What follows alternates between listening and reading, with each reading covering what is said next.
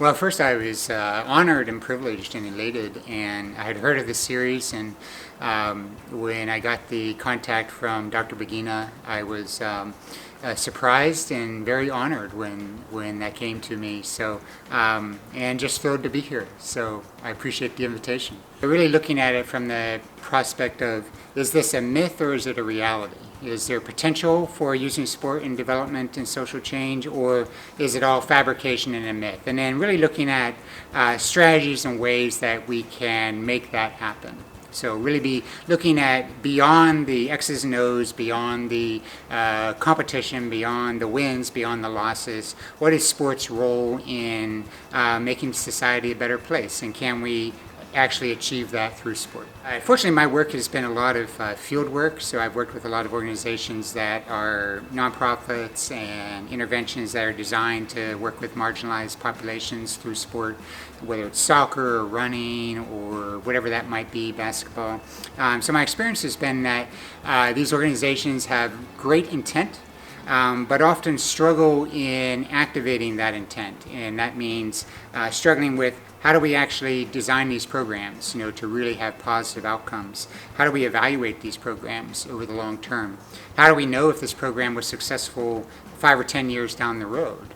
How do we translate, let's say, impact on the individual that went through the program to societal change? Is that even possible?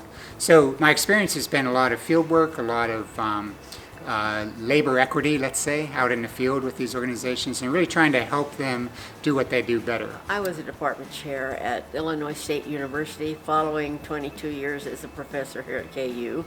And while I was a department chair there, the department was put in the estate of an alum who gave all of her money to women's physical education.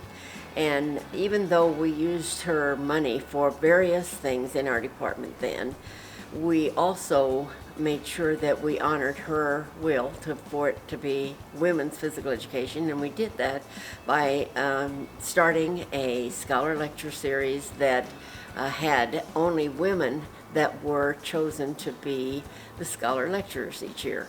So when I came back to KU in Lawrence, I decided that I would like to do that here in sport management, which is my field, but to allow it to be all of the top people that our faculty would select from the North American Society for Sport Management conferences. And so each year they provide the dossiers for a few people that they have selected, and they allow me to look them over and make my selection. And I'm not sure whether my selection has a lot of weight or not, but maybe it does.